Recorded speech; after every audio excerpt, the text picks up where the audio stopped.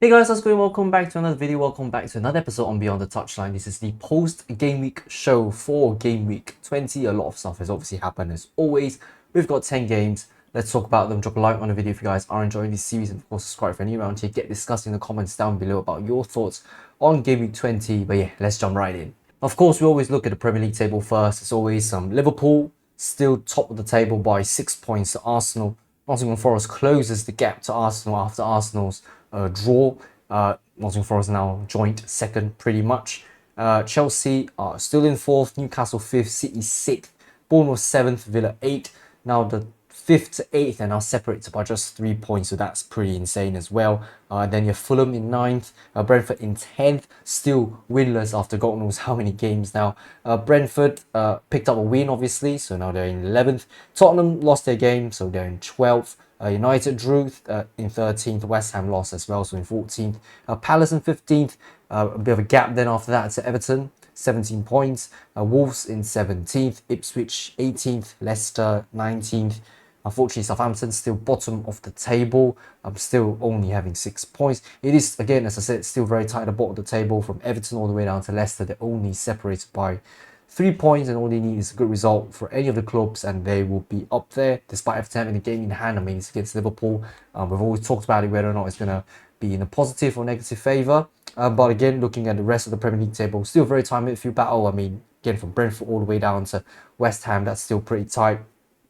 And of course, at the top, I think it's getting pretty tight, except I think the first place is rather unachievable, or rather hard to achieve, or hard to catch up at this point of the season still. Right, as for the statistics, Mohamed Salah on 18, so there you go, adding to his tally after his goal against Manchester United. Erling Haaland scored a brace, if I remember, against West Ham, so there you go, adding 2 goals to his tally, now 2 goals behind Mohamed Salah.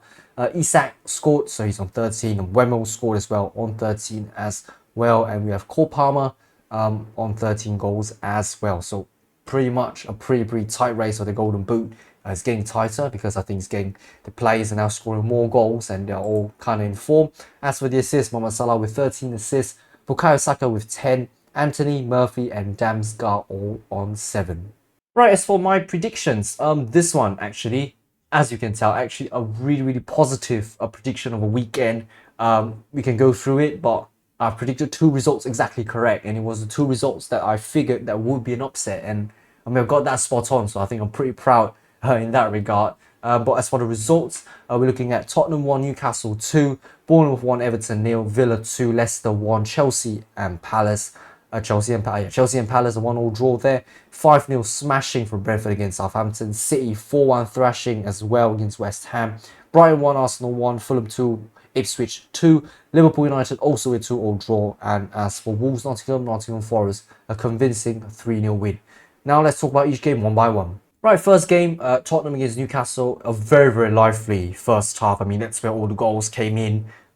Ultimately, you know, when Tottenham win 1-0 up, I think it was very positive for Tottenham's perspective. I mean, they want to go in with the games, want to be confident, they want to start the game off strong, and they did. Fortunately, 2 minutes later, Newcastle equalised, and ever since then, I felt Newcastle were really knocking the door against Tottenham. I mean, Isak with that goal. I mean, that goal could have been slightly avoidable. I mean, Dragons in with the touch that sort of landed to Isak's feet, allowed him to score. But Isak is really on proper form right now. I think he's on 7 games now, consecutive games, scoring a Premier League goal. So props to Isak, just doing an exceptional job right now at Newcastle. I'm recording this after the EFL Cup games as well, so yes, I'm aware that Newcastle have beaten Arsenal, and again, Isak scoring that game. Really good game again from Newcastle's perspective. Now beating both North London sides now, which is remarkable. I think from Newcastle's perspective, they're really genuinely hot form right now. But again, as I said, really good game from Newcastle. But I mean, after the second goal, I think the second half, I think Eddie Howe said this as well. He had to manage the plays a little bit more. I think some of them getting fatigued, some of them getting a little bit tired. It was difficult. I think it was about game management after the second half because he didn't want to push the plays a bit too much. And obviously that allowed Tottenham to push forward again against them. And we could really see, you know, Tottenham being very lively, again, attacking as much as they could. Just couldn't get the ball back in the net, unfortunately. And because of that, it's cost them the result. Again, it's poor from Tottenham. You've got to understand that. I mean, you know, Tottenham, I think they're much better than this in my opinion, and this is just terrible from them. Obviously now they've winless in their last 4 Premier League games, 3 defeats in their last 4, this is poor. Whereas Newcastle, 5 out of 5 wins, past 5 games have all been wins. It's been fantastic from Newcastle, just not good enough from Tottenham. This is obviously worrying signs. But again, Tottenham with that 1-0 win against Liverpool, I mean, you could talk about that now. I think, Tottenham, great result for them. I mean, a bit controversial. I think Bergvall is the name. There you go, Lucas Bergvall. He obviously scored the winning goal, but I mean, the tackle on Tsimikas would have, it could have been a red card, should have been a red card, should have been an extra yellow that would have got him in a red card. I don't really want to comment on that. Again, the game has happened. Results have been set in already. But I mean, the FL Cup, I mean, they're 2 legs, right? So same for Newcastle. Yes, they've beaten Arsenal 2-0 in the first leg, but there's always second leg for Arsenal to turn around turn the tie around. And it's the same for Liverpool. I mean, 1-0 scoreline is a much more turnaroundable kind of result. I don't even know if that's a word, but it's a result that's easier to turn around compared to, being 2-0 down for Arsenal's case. So it will be challenging, I think, for Liverpool to come in, with the next leg and try to do what they can. But great result from Tottenham. I mean, for that game at least, great result for them. Despite not really playing, I think not really the strongest 11 they probably could put out. But it's great. But again, for this one, again, the Premier League, I think Tottenham really need to step up here. They've not been doing badly in terms of goals scored, goals conceded. It's just that when they are winning games, they win by huge margins. And when they lose by huge margins or very, very close margins. So because of that, they have a very good positive goal difference. But the points just don't tally up because of how the results have gone this season for them. But yes, need to be better, 100%. Yes, I definitely expect better from Tottenham. Newcastle just need to continue what they're doing. Right, Bournemouth and Everton, I think this is just an expected result in general. Tighter than we thought, but we've got to agree again, 100%, Jordan Pickford is an exceptional goalkeeper. If anything, I just want him in Man City right now. I mean, he can replace both Ederson and Ortega easily. Everton, this time, Jordan Pickford is playing not just a goalkeeper, plays a bloody defender for the club. It's insane how he's able to make remarkable saves. Don't get me wrong, Bournemouth had really, really good chances. It's just Pickford, you just don't expect him to save it, and he goes in with a very, very good save. But of course, the goal from David Brooks, that's just quality. And again, it just shows how difficult it is to just get the ball past Jordan Pickford. And this game showed to be the case for Bournemouth. I mean, they tried whatever they could, just struggled to do that. And as for Everton's perspective, no shots on target this game. All shots were off target. Poor again from Everton offensively. They're just essentially, I think they're just relying on Jordan Pickford to really help them to get a certain level of result. They're not even parking the bus essentially, and I think possession-wise they aren't doing too bad. I think they're still making passes here and there, but just not making chances, Everton, and I think that's what's really, really costing them right now. The lack of creativity moving forward, and again, as I said, the attacking threat is evidently really poor. Dominic Calvert-Lewin is evidently just not the striker that Everton needs. I don't know what Sean Dyche is doing at the club, what sort of tactic, what sort of game plan, what sort of game management he's trying to enter, but this is just not good. I mean, they nearly had a decent result against Bournemouth. I'm sure a 0-0 draw would have been a very good result, but to lose 1-0, I think is in my opinion, is already a very, very good result for them, considering how Bournemouth were just dominating that game. And again, Bournemouth, you've got to give credit to them where it's due. They're doing exceptionally well in the league, as I've said. Just 3 points off the Champions League spot. Yes, they're not doing as good as a job as Nottingham Forest, but again, they're hunting for positions that they're not expecting themselves to be fighting for at the start of the season. I'm pretty sure about that. And for them to see them starting off the year with another win, and to start off the second half of the season as strong as they have been, it's good signs for Bournemouth, worrying signs for Everton. You can tell how both teams, their fortunes are just so different in the Premier League. Right, Villa 2, Leicester 1. Again, continually worrying signs for Leicester City. Now they've lost 5 in a row in the Premier League now. And that win against West Ham at the very start, when Ruud van Nistelrooy was, very positive about their chances from then, that has dissipated massively. That has been gone now, wiped off, and they've been stuck in reality, I think, for quite a while now, since Ruud's introduction to the club. And again, it sparks that conversation of whether or not Cooper actually did a really, really good job, and should he have gotten the sack. And I still believe no. I think Cooper did a really, really good job considering the players we've had. I mean, we've seen what he's done with Nottingham. But of course, again, this season Nottingham have just been exceptional under Nuno, don't get me wrong. But last year, again, Nuno was also really struggling with the club. Things were not necessarily going his way, or rather the game plan was just not working out. The season's obviously a completely different story. But I'm trying to compare Cooper when he was managing Nottingham, managing Leicester. I felt it's been pretty positive in general from Cooper's management style. And I think it wasn't too bad a job. And I just think Leicester just don't have that quality right now to put them up there to be able to, get these wins or even get points now. Yes, they had an equaliser against Villa. Obviously, that was short-lived. But again, looking at statistics-wise, it's just poor from Leicester. Unable to keep the ball at times, most times rather. Obviously, I mean, Hermansen, the goalkeeper's missing, yes, but ultimately you also need the entire team to shape up. You need the entire team to go into your favour. You need the entire team to work. You just need everything to gel together, and that's not happening at Leicester. And of course, I said, no matter how inconsistent the season that Villa has had, their inconsistency has sort of continued to project here with a win. Great for them, in my opinion. Again, despite this inconsistency, they're only somehow 4 points off the top, off the top four. And again, it just goes to show how much of a good start that Villa had. And I think I've said this before multiple times. Villa had a really, really good start to the season. It's just that now they need to learn to make this season better for them moving forward. They need to be a lot more positive and need to be a lot more threatening moving forward. But again, it's a good win. I think it's an essential, vital win for them against Leicester. It's a much needed win anyways, and they obviously need wins as much as they can, and especially games like this when they're expected to win. They have won it, and it's crucial that they've won, despite it being, I think, arguably a little bit of a tight result. But a win is still a win nonetheless. Alright, the first game that obviously I predicted the result exactly correct, the way it would pan out. Palace won, Chelsea won. They've only had one shot on target, Chelsea, and that was Cole Palmer's goal. And they had multiple chances after that, don't get me wrong. Just poor not getting the ball on target, evidently. Had a lot of the ball. They really were knocking on the door against Palace. And when Palace for Palace to get an equaliser in that manner and for them to hold on to that point, it again shows how poor Chelsea have been that game in general, and they really should have won that game. They had plenty of chances to do it. This is not good from Chelsea, right? As I said, they were once really, really close to Liverpool, right? And now they've only picked up 2 out of 12 points. So they've drawn 2, lost 2. That's the result for the past 4 games. This is worrying from Chelsea. I mean, we expect, I think, as I said, when they were really competitive, when they showed really, I think they're still competitive, as I said.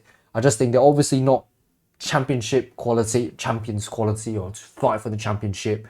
But of course, I think top 4 is getting there for them. I think they stand a chance of getting a top 4 position. But as of now, I mean, the results are clearly not going their way. They're not getting the results at the bare minimum anyways, and this is obviously costing them. Not good enough from Chelsea. Palace, as I said, fantastic for them to hold on to that point. A much needed result for them anyways. For them to, as I said, get away from the drop zone as much as they can now. The 5 points is the gap is not too bad from them. They should take it as a positive moving forward and just try to continue to fight. I mean, they're only 3 points off Tottenham in 12, so that's not too bad either in the grand scheme of things. Yes, I think Palace is sort of improving step by step. Chelsea taking a couple of steps back, which is really not what they want, especially if they do want to challenge for more than just what they're challenging now. But yeah, moving forward, we'll see what happens with Chelsea and for Palace essentially. But yes, not too bad from Palace, a bit concerning for Chelsea, but that's my take on that. Right, Southampton, Brentford. Now, this is a thrashing one. I mean, a couple of teams now have scored 5 at St Mary's. One being Brentford, one being Arsenal, and I think the other one being Tottenham. This is really not good from Southampton. And as I said, when the first 2 games that Ivan Juric was in charge, right, as I said, I saw positives. I felt it was a little bit rather lively. I felt they got in with a game plan. I felt they could have done something in that game. This one just set them back to reality completely, despite possession being pretty much equal, and despite both teams having similar amount of passes, similar number of passes. Somehow Brentford were just a lot more clinical. When Brentford had the ball, they were brilliant. Wemel with a brace, but of course I think maybe 5 was a little bit too crazy. I think considering when they were 3-0 down, Southampton, or 3-0 up in Brentford's case, he scored 2 90+ minute goals. And I mean, it's really not good enough from Southampton. I don't know how we've managed to concede another 2 in the 90+ minute. Of course, then Is it got to do with them pushing forward? Unnecessarily, I'm not too sure, but you can see how dejected Southampton look after this game. And they're really calling for the sack for Ivan Juric. This is really not good from Southampton. And as I said, I thought I saw positive signs at the start. Against West Ham and against Palace, I felt there was something that Southampton could build upon on that. This game just shattered every bit of progress that they were expected to be made or they were expecting to happen. This just set them back to reality. This is terrible from Southampton. I don't want to talk about it. It's just diabolical. And as for Brentford, very good result from them in my opinion. I mean, to get 5-0 just the goal difference, a massive favour. And then Wemo again, really on good form. A brace, 13 goals in the Premier League this season, joined third top goal scorer. Is really positive, I think, from Wemo from a personal level. But for Brentford, obviously now they're in 11th after a winless 4 games. I mean, to now finally win a game is great in their eyes, and it's good. I think it's very positive now for Brentford. They just need to continue to keep start the year off with a win is good as well. But again, maybe it's just against Southampton. The next game might be a test for them. I don't know who they're playing. But anyways, I think moving forward for Brentford, they've got to try to keep fighting as much as they can. I know it's a little bit upsetting from the perspective because, as I said, Villa, Bournemouth, Chelsea, Nottingham, and I think Fulham as well. They're doing pretty well compared to Brentford. I think Brentford have been a little bit more on the inconsistent end. In fact, I think if anything, I think them and Brighton are having quite a similar sort of results right now in terms of their performances. Again, Brighton, last time they got a win was God knows when. So this is, we'll talk about them later. But I think looking back to Brentford, a cracking win for them, and they've got to be happy about it. Any win that comes by, they've just got to take it, and they've got to build on that performance. I think it should be positive moving forward, and I hope they continue that. But as for Southampton, I really don't have an answer. This is just diabolical from them. Would another managerial change anything? I really don't know. I don't know what's going to happen with Southampton moving forward, but definitely a lot of things need to change at that club. Right, City 4, West Ham 1. Now, okay, I'm going to talk about the game first. So, talking about the game, West Ham were lively at the start. They were threatening. I was very concerned that West Ham were going to score a couple of goals at the start, but then Soufal with that really genuinely unfortunate own goal. I mean, Savinho with just a threat against Soufal is insane. The Erling Haaland's header was brilliant. Again, another goal for him in the second half, and Phil Foden 3 minutes later to make it 4. It's very good game from City's perspective when it comes to being clinical. They've only had 7 shots on target. I say only. They've had 7 shots on target and 4 goals. This is clearly massive clinicality here from Manchester City. They've only had 10 shots the entire game compared to West Ham 17. And it just shows again how many chances West Ham had. And actually, despite, after the Soufal own goal, West Ham was still knocking on the door. They were playing really good football. In fact, playing so much better than they did against Liverpool. And I was really positive about the performance. Obviously, very worried they're going to score because I clearly wanted City to win despite me supporting West Ham. But I think the full Krug goal was really good. And it shows that what West Ham can do. They can, on a very good day, they can pop up with really good goals like that and try to get the performance to their side, right? But again, I think maybe it's just a little bit too much. Again, very clinical from Man City. I think that ultimately sort of cost them that game. Right, I think that's about the game. That moving aside, this was Lopetegui's last game because the news just came in today as I'm recording this that Lopetegui was sacked and Graham Potter came in. I'm going to briefly talk about this in general. I mean, first of all, I think Lopetegui, that's just poor treatment. His sack was pretty much impending in his view. And to ask him to go for training, that's just ridiculous. I mean, it's kind of like your last day. What do you expect him to do? I think that's just poor treatment from West Ham. Not good enough, right? I know you want a second manager, but you've got to do it in a way that's just a little bit better. I think Lopetegui isn't a bad manager. I think we've got to respect, what Lopetegui has done as a manager in general. He's done pretty good things at other clubs, including Sevilla. But it's just really he did not cut it at West Ham. And as I said, I don't know what game plan he was trying to put in, what sort of strategy, what sort of management he wanted to put into the team. Evidently, it has not worked out. And it's completely fine. Things just don't work out at every club. But the treatment that he got, for him to get sacked in that manner, it's just not good. Now, Graham Potter coming in. Now, of course, he managed Brighton, really good. Chelsea, not so good. And I think it may have been it might have been a bit too much of a step for him. Now, coming to West Ham, I don't exactly know what we're expecting. This, to me, this managerial change is a wild card. I don't know what to expect from Graham Potter. I'm not saying he's a bad manager. I think he can do something, but I don't know exactly. We have to observe ultimately. There's no like. I mean, I would have personally. I would have preferred Moyes to come back. Obviously, he didn't. And to get in Graham Potter, I don't think it's a bad choice either. It's just how is he going to try to change this team? Is he going to try to attempt to take some things that he did at Brighton into the club and somehow maybe make West Ham a much better team again? Maybe. And we'll observe again. But it's a wild card in my opinion. But ultimately, I think the key point is that Lopetegui being sacked. I think that treatment and the manner in which he got sacked, I think that's just, it's really not good. But all the best to Lopetegui. I hope he gets a better job elsewhere, and or rather at a club where he's able to do some things. Unfortunately, just did not make it at West Ham. I think he had a really, really good transfer window in my opinion. Just yeah, unfortunately, just didn't work out. And we saw it coming anyways as a West Ham fan. You know, the results, the play style, I just don't see it coming. And I mean, results are one thing to me, but I'm talking about play style. I was really not convinced with the way that he wanted them to play, and I felt West Ham were playing so much better under Moyes. So yeah, this has fortunately been a really sad tenure for Lopetegui.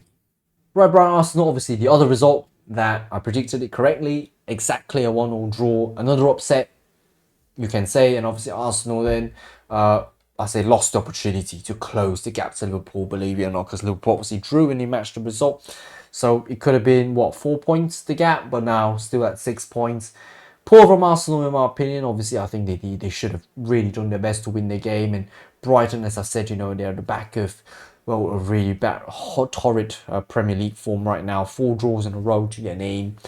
Whereas Arsenal, yes, they've had really, really good games as of late, but this one, yeah, evidently just not good enough. They should have won that game. Yes, as I said, you know, I know Brighton can be pretty scary moving forward, but this is just good result for Brighton and a poor result from Arsenal in my opinion.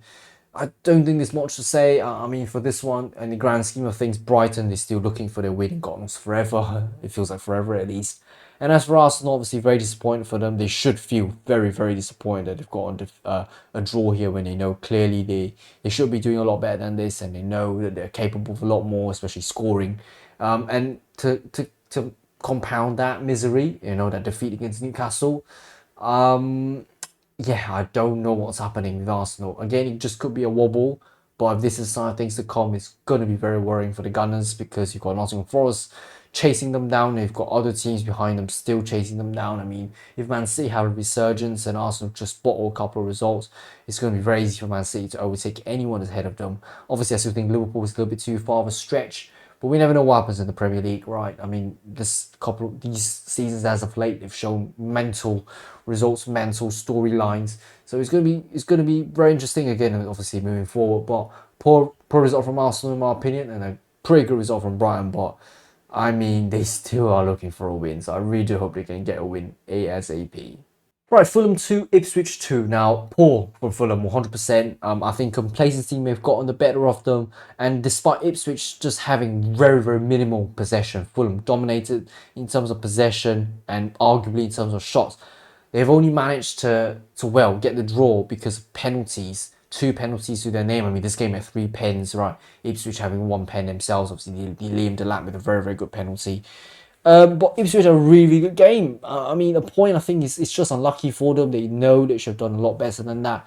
For Fulham, just diabolical in my opinion. I mean, this is just poor. I mean, Marco Silva has a point to say, you know, when Jimenez scored that equaliser, the first equaliser at least, you know, they were just celebrating, and Marco Silva was like, no, guys, don't celebrate. You know, we've got to keep our head down. We've still got a game to win. We've still got much time to play. I mean, Jimenez scored at the 69th minute. There was still 21 minutes left to sort of really try to get a result. And next thing you know, next minute kickoff, Ipswich get a penalty. Not good from Fulham. They've had much better games in my opinion.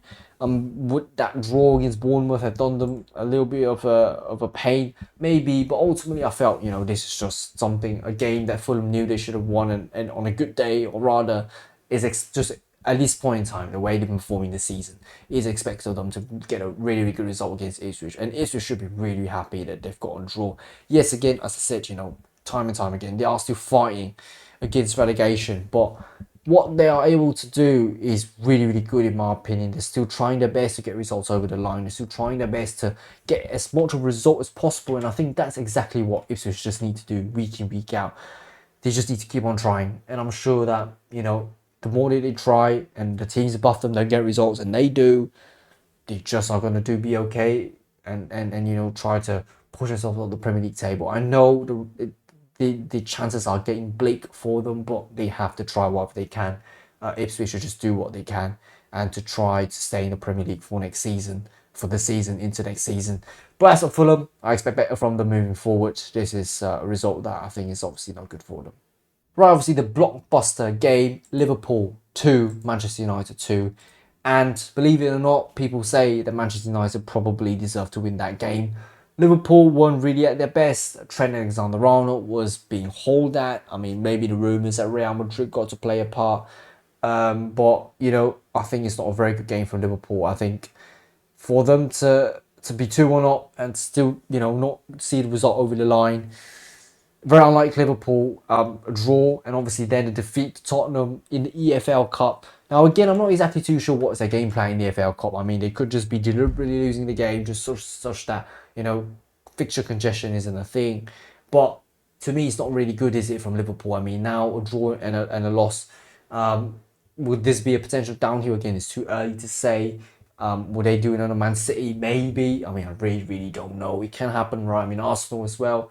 A draw and a loss after the latest 2 games in all competitions is also not good from their perspective. But again, pertaining just to this game, United had really good chances and they were lively. I think it's the first time in a while that maybe things are going Amarin's way when it comes to the style that he wants to play. How the formation that he wants them to stay when they're defending versus attacking is good. In my opinion, I think this is clearly what is needed out of Amarin and out of Manchester United. I think United should be happy considering all the memes that were popping up and saying that, Liverpool are going to smash them to get this rather surprising result over the line. You've got to credit to Manchester United. And I don't know what the results are going to be moving forward. Again, as we have known, they are just like Tottenham, very, very, very bloody inconsistent.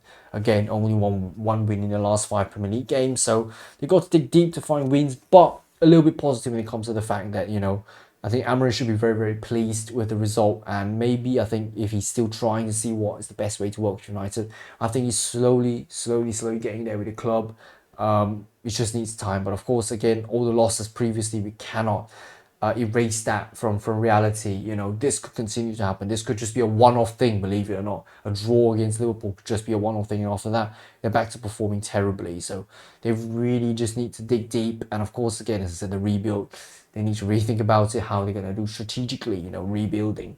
I think Rashford's probably on his way out the door. A loan move at the bare minimum. I mean, clearly, Amarin has not been including him in the team, so that's been a problem for Rashford as well, and for the team in general as well. But yes, I think a good result for Manchester United, or rather a great result, or arguably one can say that they should have just won that game. A poor result from Liverpool, in my opinion. They really need to do better, and after that defeat against Tottenham, they really need to start picking up themselves now moving forward and get back to their own winning ways. Right, last but not least, Nottingham Forest 3, Wolves 0. I think Wolves had a couple of good chances to really just try to threaten Nottingham Forest, but again, good saves from Matt Sales. Some good saves, some remarkable saves, some point-blank sort of saves. But Nottingham Forest, again, are showing what they can do despite not having much of the ball. 39% possession. They've managed to get 11 shots, 3 on target, 3 goals. Absolutely clinical from Nottingham Forest. I mean, at this point in time, we've got to credit where crazy for Nottingham. They're having a ridiculous season again. Not again, I mean, I'm just reiterating that line again. But, wow. I mean, I don't know how long they can keep going. And there is a statistic talking that, Leicester had the same amount of points when they won the Premier League that year. Well, I don't know if they're going to win the league, to be honest with you. I mean, it could still happen. 6 points a gap is not the worst points gap to close. Yes, I think it's still huge because, again, Liverpool still have a game in hand. But it's not impossible. and they can continue to try to fight to the best of their ability, try to fight for wins whenever they can. I think, Nottingham just need to keep up this lively performance, and they should be fine for the rest of the season. As I said, at the very start of this entire series, I said that Nottingham Forest just needs to ensure they don't get relegation. I mean, now they're 40 points, the magic number. I don't see them getting relegated. They are, 20 odd points now? 24 points now, above the drop zone. This is just, to me at least, clearly not going to happen. They've got to lose 8 in a row, and for everyone below to win 8 in a row, or rather, yeah, just somehow, lose another 8 games and other people win 8 games, especially the bottom of the table. Wins just don't come by easily. So yeah, Nottingham Forest I think is doing an exceptional job. And as for Wolves, well, I mean, after initially 2 wins and now then a draw and now a defeat, starting to shape back to reality again for Wolverhampton Wanderers. As I've said, when Gary O'Neill had also had the 2 wins on the bounce, after that it was just completely defeats. That's how he got the sack. And we might be seeing the same thing here, obviously, despite being draw in the last game. That to me doesn't really make a difference. I mean, you just want the club to continue to win, and clearly now they need to find ways to do that. Victor Pereira, I mean, he's seen wins, he's seen draws, and now he's seen losses as well. It shows that, again, there's a lot to do in that team. A lot of things needs to be changed. Of course, maybe you can't underestimate Nottingham Forest, right? They're such a good club at this point in time. They're doing an exceptional job. But again, in my opinion, from Wolves' perspective, they really could and should have done much better than this. They had chances, I've said. Of course, unlucky to score. But yeah, to not score at all, that's not really good. I mean, Wolves were somewhat lively in that game, and I think they deserve a little bit more. But in terms of winning, I don't know about that one. I didn't watch the whole game, watch highlights. It's very hard for me to tell whether or not they probably deserve a chance of winning. But yeah, for Nottingham Forest, clinical, fantastic, still team of the year for me. It's been a great start for Nottingham too. Right, that shall be it. Thank you very, very much for watching, guys. Drop a like on the video, guys, have enjoyed, and of course subscribe if you're new around here, and of course get discussing in the comments down below about how you guys felt the game week has went. And yeah, let's look forward to the next one. It'll be the pre-game show for game week 21, and I'll see you guys then. Until then, goodbye.